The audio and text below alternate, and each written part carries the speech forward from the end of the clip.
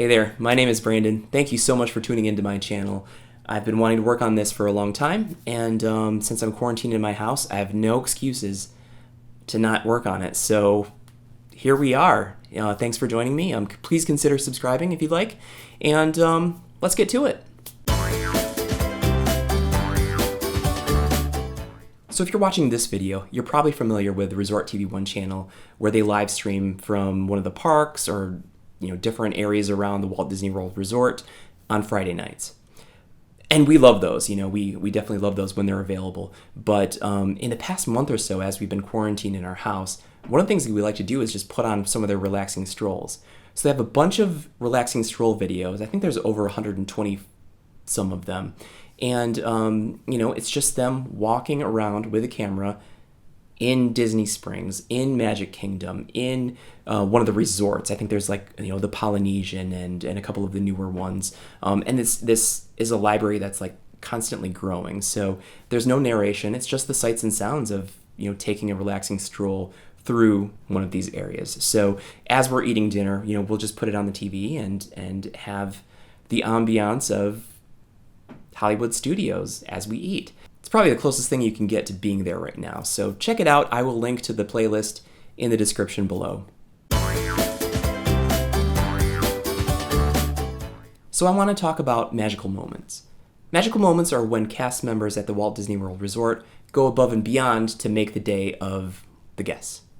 And I've tried Googling it. I haven't found any sort of sense of how often a cast member is allowed to do this, if there's a cap on how much they're allowed to give away, or how many things they can do in a given day, or if there's any parameters at all. I haven't seen any sort of guidelines on that. So as far as I can tell, it's just any way that a cast member can brighten the day of a guest.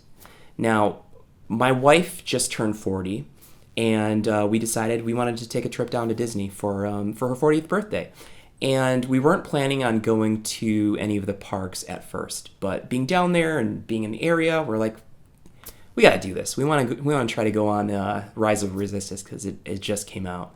And we went up to the ticket counter at the Magic Kingdom and just said, hey, we'd like to purchase a one-day ticket for Hollywood Studios tomorrow. It's my wife's 40th birthday, and, how much would that cost?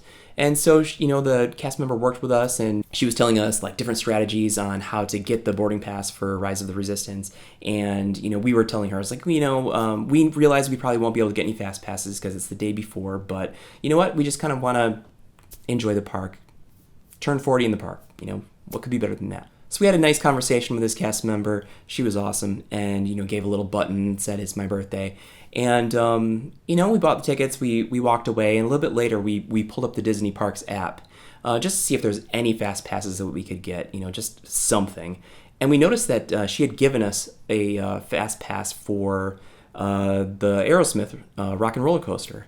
So that was really nice. She didn't have to do that, but it was just an example of the things that are unexpected and just so appreciated. She didn't have to do that. And we would have had a great time either way. But it's little things like that that really, really stick with us, and the things that we talk about. So that's why we love going back to Disney year after year. And there's always something new. There's always something new to experience. We did get on Rise of the Resistance. And, I don't know if this is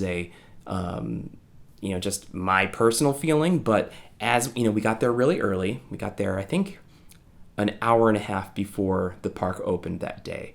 And we waited in line. We got, they opened the gates and allowed us to go in. And most people started walking off toward the Galaxy's Edge area. And we're like, you know what?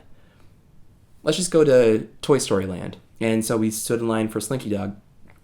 And as it was time to do the boarding pass thing, we got it right away. We were group 14, I think.